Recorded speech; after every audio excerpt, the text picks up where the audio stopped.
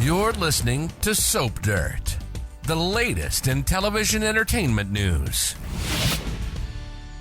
Hi there, General Hospital fans. I've got your early edition spoilers for January 27th through the 31st. Sonny is risking death, Sidwell is gloating, and Ava gets a win. It's Belinda from Soap Dirt. If you're not subscribed, please click the button. And as we always do on early edition day, we start with the action coming the rest of this week. So on Wednesday, January 22nd, Kristina is doing her big grand reopening of Charlie's Pub. Lucky Spencer is her bartender, looking scruffy as he has been. I still would like to see him cleaned up a little, but I guess this is what they're going with. So Lucky and Kristina toast to another successful Spencer Corinthos collab. Others will be at the occasion, including Cody Bell, Jordan, and Brick, who asked to sit with the pretty deputy mayor. And I wonder if Isaiah will also be around and see her sitting with the mob tech guru. Liz may be at Charlie's too, because she and Lucky are catching up on Wednesday about the Digitalis death case and finding those links between the victims themselves and also between the victims and Cyrus. Felicia warns Sasha not to get dragged in over her head. I'm sure it's something to do with all the drama going on at the hospital. And I wonder if Sasha, will ever get to speak to Michael. It doesn't look like it, because supposedly Chad Duell's last air date was Tuesday, January 21st, was yesterday. And there was also that 2025 spoiler about Mikey asking Jason for something to do with Sasha, and that never manifested. And that was in the 2025 look ahead spoiler. So maybe it'll show up in a flashback, like how we were told it was Sam's last air date. And then, we did get some flashback action. So maybe we're going to get some Mikey flashback action. We'll find out. Lulu advises Tracy to be smart and take the win. It looks like Laura may have told Anna to let her go, but as we know, Tracy always thinks she's the smartest person in the room when just she's the most extra. When she had her fingers in her ears like a toddler, when Martin and Drew were coming at her, it was classic Jane Elliott. I just love her. Jason really wants things to calm down with the kid custody situation, and he tells Willow and Drew that he has a compromise that may work for all parties. And at Charlie's Pub, Spinelli is shocked, absolutely shocked by something that Cody Bell suggests. Lulu is just all up in Dante's business again with her criticism of him, and I wonder if he's going to put up with it or finally clap back. I'm on team clap back at this point. Maybe Lulu. I don't know. It's like she slept too long and she's just overly cranky now.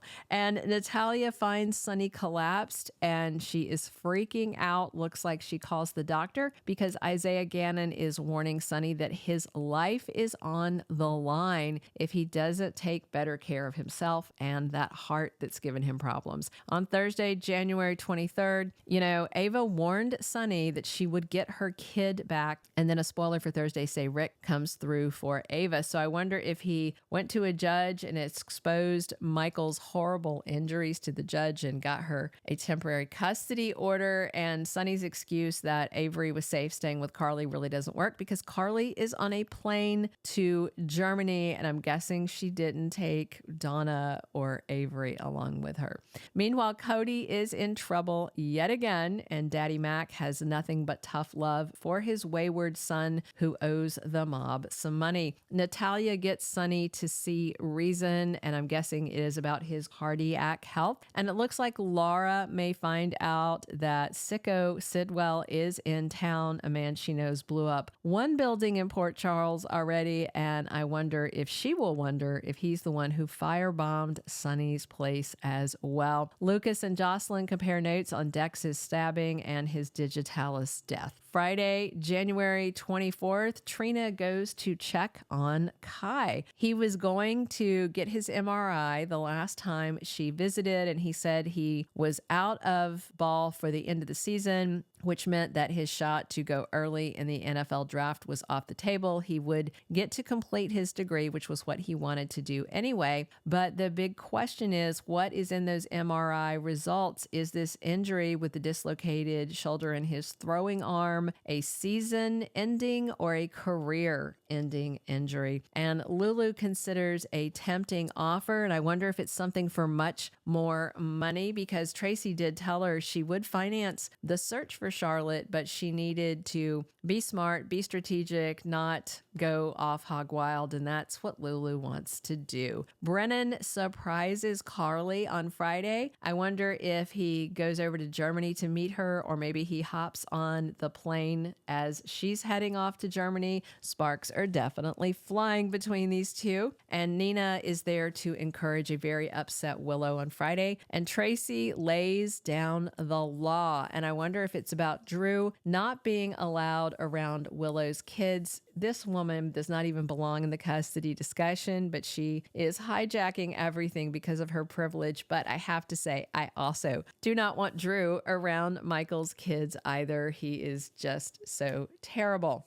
It's like when he came out of prison, I guess some people come out of prison better. Some people come out of worse. I think Drew came out worse. The week of January 27th through the 31st, Lucky, Liz, and Lucas are still working the Digitalis death case, and they are going to catch up with each other on what all of them are finding. They are trying to look for how Cyrus might have been tied to these victims, how the victims might have been tied to each other. They were already finding some things in common, like they didn't really have anybody else in their lives, except some of them did, like Sam, like Dex, like Michael, these people. So some of these may be personal. Some of them may just be Cyrus generically playing God. Brad should be back soon reporting to Portia with the results about more possibly related deaths from his Digitalis search. BLQ is getting her fertility test results back. I wonder if it's going to be bad news, and the only kid she'll have is the one she gave up many years ago,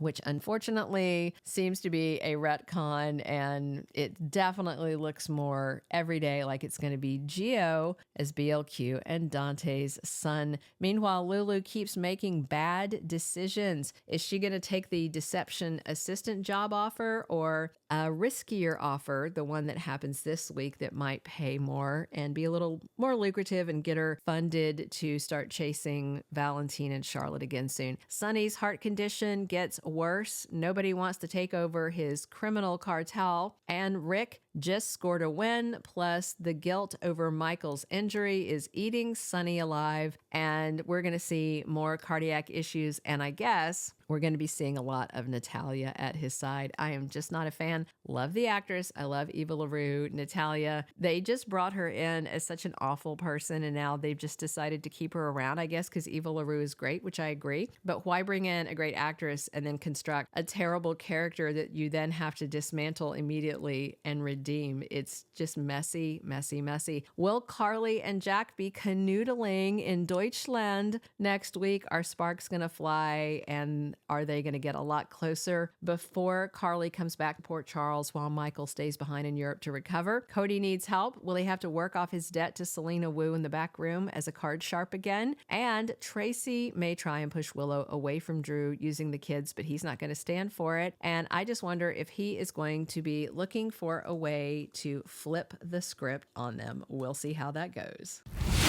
Thank you for being a loyal listener. Follow us wherever you get your podcast, because you don't want to miss the next episode. Soap Dirt is on all the major podcast platforms, including Apple Podcast, Spotify, iHeartRadio, and more.